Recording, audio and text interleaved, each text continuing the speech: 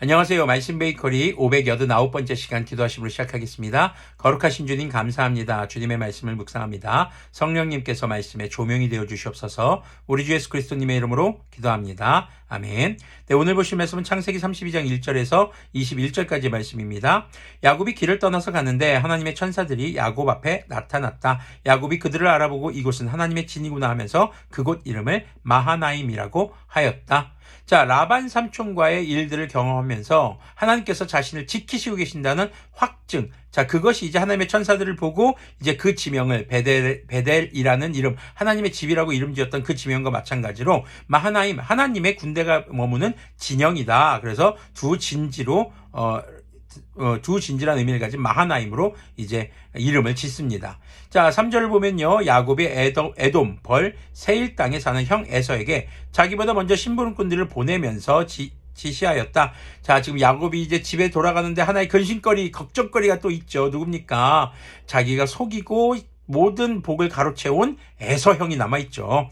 자, 너희는 나의 형님 에서에게 가서 이렇게 전하여라. 주인의 종 야곱이 이렇게 아뢰입니다. 저는 그동안 라반에게 못묻혀 살며 최근까지도 거기에 머물러 있었습니다. 저에게는 소와 나귀, 양떼와 염소떼, 남종과 여종이 있습니다. 형님께 이렇게 소식을 전하여 드립니다. 형님께서 저를 너그럽게 보아주십시오. 20년 전에 자기가 한 짓이 좀 잘못됐다는 것을 깨닫게 된 모양입니다.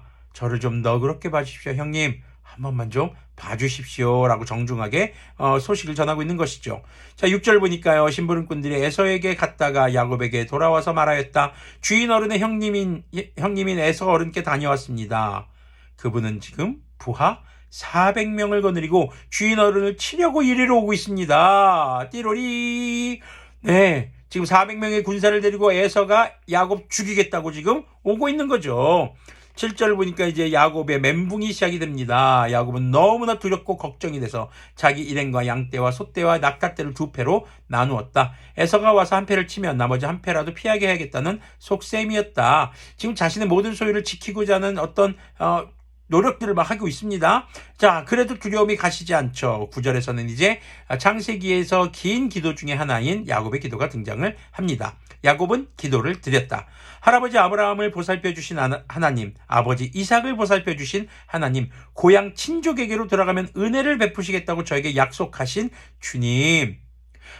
아브라함과 언약을 맺으셨고 그 언약을 지키신 하나님, 저희 아버지 이삭과 언약을 맺으시고 그것을 지키신 하나님, 그 하나님이 저하고도 언약을 맺지 않으셨습니까? 제 고향 친족에게 돌아가면 저에게 은혜를 베푸신다고 하지 않으셨습니까, 주님?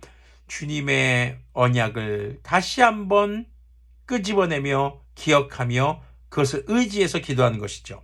10절을 계속 보면요. 주님께서 주님의 종에게 베푸신 이 모든 은총과 온갖 진실을 이 종은 감히 받을 자격이 없습니다. 제가 이 요단강을 건널 때 가진 것이라고는 지팡이 하나뿐이었습니다만 이제 저는 이처럼 두 문이나 이루었습니다. 부디 제 형의 손에서 에서의 손에서 저를 건져주십시오. 형이 와서 저를 치고 아내들과 자식들까지 죽일까 두렵습니다. 주님께서 말씀하시기를 내가 반드시 너에게 은혜를 베풀어서 너의 씨가 바다의 모래처럼 셀 수도 없이 많아지겠다 하겠다 하시지 않으셨습니까? 아브라함과 하셨던 언약, 이삭과 하셨던 언약, 하나님은요 그 언약에 의지해서 자신과도 그 언약을 하셨던 하나님의 말씀을 의지해서 기도합니다.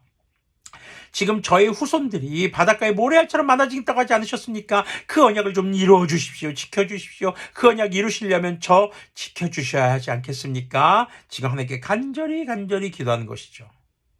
자, 그런데요, 야곱의 기도는 그 기도에서만 머물지 않습니다. 13절 보면요. 그날 밤에 야곱은 거기에서 묵었다. 야곱은 자기가 가진 것 가운데서 자기의 형 에서에게 줄 선물을 따로 골라냈다. 암염소 200마리와 순염소 20마리, 암양 200마리와 순양 20마리, 젖을 빨리는 낙타 30마리와 거기에 딸린 새끼들, 암소 40마리와 황소 10마리, 암낙이 20마리와 새끼낙이 10마리였다. 야곱은 이것들을 몇 대로 나누고 자기의 종들에게 맡겨서 자기보다 앞서서 가게 하고 때와 때 사이에 거리를 두게 하라고 일렀다. 야곱은 맨 앞에 선 종에게 지시하였다. 나의 형 에서가 너를 만나서 내가 네 집 사람이며 어디로 가는 길이며 내가 끌고 가는 이 짐승들이 다 누구의 것이냐고 묻거든. 너는 그에게 이것은 모두 주인의 종 야곱의 것인데, 여기서 주인은 누굽니까? 에서죠.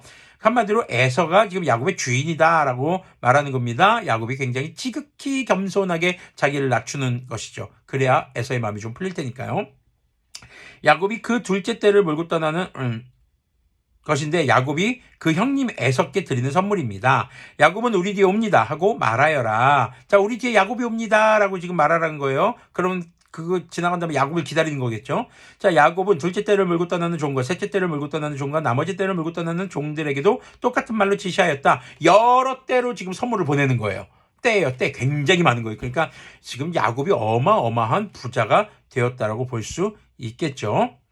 자, 그리고 지금 에서가 계속 선물을 먼저 받고 또 받고 또 받고 또 받고 또 받고 또 받고 또 받고 또 받고 또 받고 또 받고 선물 받을 때 기분이 좋아지니까 좀 부디 자기에 대한 노여움이 분노가 사그라들기를 간절히 원하는 마음에 이런 지혜를 짜낸 거죠. 지금 똥줄이 타는 상황에서 기도하면서 지금 자신이 할 수 있는 최선의 방법을 행하고 있는 겁니다. 자, 20절 보면요. 그리고 주인의 종 야곱은 우리 뒤에 옵니다 하고 말하는 것을 잊지 않도록 하여라. 뒤에 야곱이 반드시 온다라는 것이죠. 야곱이 이렇게 지시한 데에는 자기가 미리 여러 차례 보낸 선물들이 그 형 에서의 분노를 서서히 풀어주고 마침내 서로 만날 때에는 형이 자기를 반가이 맞아주리라는 생각을 하였다. 그래서 야곱은 선물을 실은 때를 앞세워서 보내고 자기는 그날 밤에 장막에서 묵었다. 자, 오늘 야곱은 형 에서와 조우하게 되는 조우 전이죠. 굉장히 두려운 상황에 이제 놓이게 됩니다. 자, 이런 진짜 이 세상 말로 똥줄이 그냥 바짝바짝 타는 이 상황에서 지금 야곱이 어떻게 하고 있습니까? 기도합니다. 근데 기도만 머물지 않습니다. 자신이 할 수 있는 최선의 방법과 지혜를 짜내서 에서의 분노를 사그러뜨리기 위해서 노력하는 모습을 볼 수 있습니다. 제가 이런 얘기할 때 자주 듣는 예화가 하나 있습니다. 물론 이야기입니다. 이건 실화는 아닙니다. 어떤 마부가 마차를 끌고 가는데 마차 바퀴가 구렁텅이에 빠졌습니다. 마부는 내려서 기도를 합니다. 주님, 제발 이 마차 바퀴를 꺼내 주십시오. 기도를 막 하는데 천사가 내려오는 게 보입니다. 하나님께서 내 기도에 응답하셨구나. 그 천사가 내려와서 마부에게 딱 오더니 마부의 뒤통수를 빡 때립니다. 때리고 뭐라고 했을까요? 밀면서 기도해 새끼야. 네. 하나님께서 원하시는 모습은 주님께 간절히 기도하는 것입니다. 어떻게 해요? 하나님의 말씀에 의지하여 간절히 하나님의 도우심을 바라는 것. 그리고 자신이 할 수 있는 최선의 노력을 다하는 것. 그것이 바로 우리가 기도하는 올바른 자세라는 것이죠. 단순히 골방에 들어가서 단순히 교회에 와서 그냥 기도만 한다고 해서 모든 일이 해결될까요? 물론 하나님은 그렇게 하실 수도 있습니다. 하지만 하나님께서는 그 모든 문제 해결 과정 속에 우리가 최선을 다해 노력하고 그리고 정말 열정적으로 그 문제를 해결하기 위해 애쓰는 것을 원하신다는 것을 우리는 기억해야 하겠습니다. 그래서 오늘 말씀의 제목이 열정과 기도 사이입니다. 우리는 세상을 살아가면서 갖가지 어려움을 겪게 됩니다. 정말 우리가 정신을 차리기도 힘든 어려운 상황 속에 놓일 수도 있습니다. 그럴 때에 멘붕에 빠져서 주저앉아 있을 것만이 아니라 우리가 기도하며 주님께서 주시는 지혜로 최선을 다해 우리에게 주어진 그 문제 상황을 헤쳐나가기 위해 애쓰고 힘쓰고 노력해야 할 것입니다. 그 모든 상황 속에서 우리를 구원하시는 주님께서 바로 그것을 원하시기 때문입니다. 기도하겠습니다. 거룩하신 주님 감사합니다. 주님의 말씀을 묵상했습니다. 우리가 어려움에 처해 있을 때에 기도만으로 머물지 않게 하시고 우리의 삶의 어려움을 해결하기 위해 주님께서 주시는 지혜로 말씀에 의지하여 기도하며 최선의 노력을 다할 수 있는 그런 열정과 기도 사이에서 주님의 뜻을 행하는 우리들이 될 수 있도록 인도하여 주시옵소서. 우리 주 예수 그리스도님의 이름으로 기도합니다. 아멘. 네, 오늘도 기도로서 우리의 삶의 모든 문제를 주님께 아뢰고 우리의 삶에 최선을 다해 열정적으로 살아가는 그런 그리스도인들이 되기를 소망합니다.